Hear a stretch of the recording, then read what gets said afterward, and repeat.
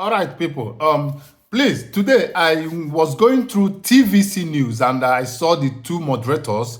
They invited this Yoruba man they call Mr. Oladeinde Ario to come and discuss about Simon Ekpa arrest or invitation by Finnish government.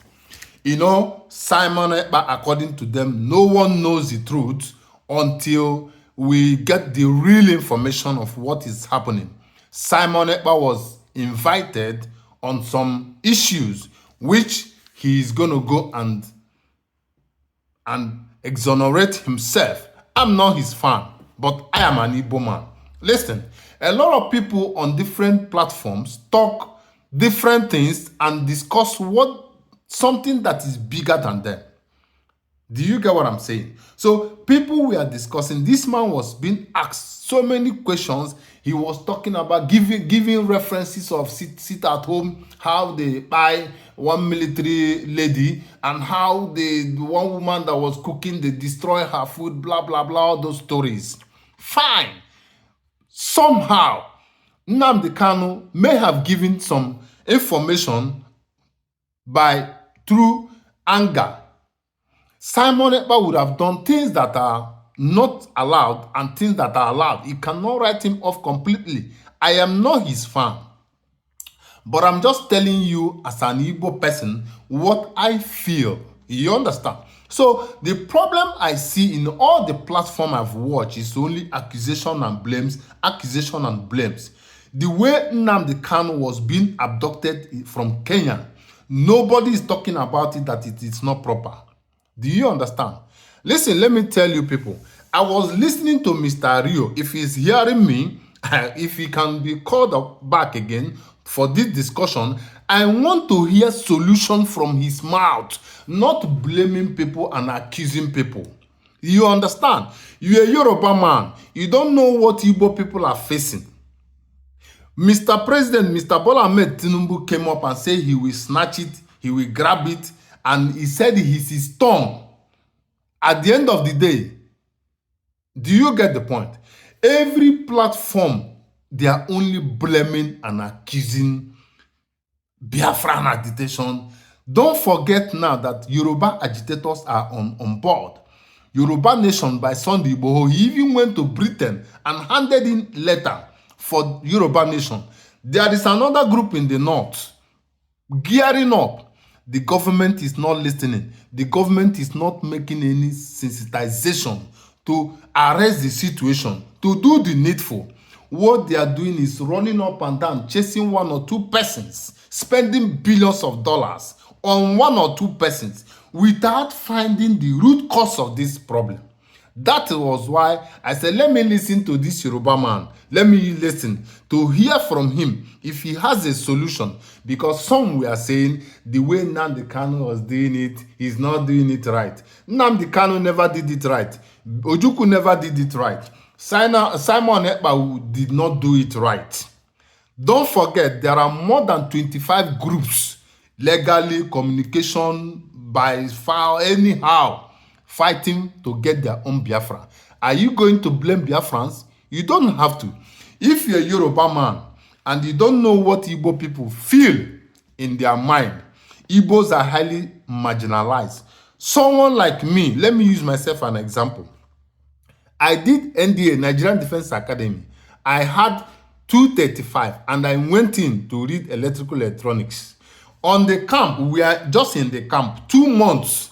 They use quota system and remove me and some groups. In fact, most of the people that were removed were from Igbo states. Till today, I didn't speak about it. I went my way because I want to progress, I want to succeed. I went my separate way. Do you get it? But on a normal circumstances, someone who is brilliant shouldn't in any way, being ejected or, exited in that form. So when you come up to the studio, when they invite you, if you don't make your research very well, you come and you have an empty discussion.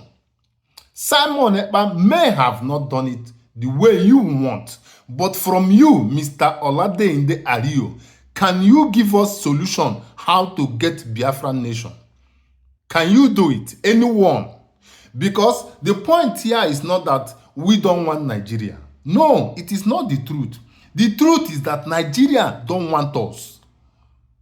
Do you get the point? Nigeria do not want Igbo people. If you go to Lagos, you will see that Igbo people on a daily basis are being fought. Why did you buy? Igbo people never came to your land and grab land. They came with their money and they bought a land. Yoruba people have estate in London. They have in America. The same tax a British person pay in a building, the same tax a Yoruba person pays in a building. How come when you come to Nigeria, Igbo man has property, you claim that it is not his own? You want to give him a different tax to pay because you think he's a visitor in his own country. So what do you make of such people when you put all these things in their mind? In Kano, they destroy their businesses. In the other way, they destroy their things. What do you want them to have in mind? If they cannot sit in their own place, you don't want them to be in the same country. If you come for presidency, Obi, whenever P2B make a statement, Ononoga will carry it and fly it everywhere like he has committed a crime. Oba of Lagos said that he will throw Igbos in Lagoon. Did anybody talk? The wife of the president, I keep mentioning it, it's everywhere. She made her own comment. MC Oluomo, Buhari that just left the position said that he will make Jonathan government ungovernable. Did you not hear it? Which he implored Fulani herdsmen and terrorist group that never ceased up to this moment. Biafrans, the Igbos, they are to be included in the government. Nothing is happening. Even in Nnamdi Kanu, the Igbo elite that Mr. Ario was talking about, so many people, Iwanyanwu went, Mbadiniju went, so many of them, elderly people, they went and asked Buhari to release this man to them. Buhari disrespected all of them. Were you not there? So please, when you are having discussions in your platform or in your studios, what Igbos want is solution. Not talking and accusing and blaming that they did this, the white people, they do that. Listen, if you don't want a certain people to become part of you, what do? You let them go. You let them go. Are you expecting Finland to throw Simon Epka to you so that you will lock him up like you lock Nnamdi Kanu without any solution, without no cause, no just cause? You will go, you tell the judge what to do. Instead of the judge to read get someone on an offense, and you have reason to convince that person. Okay, I stole a car.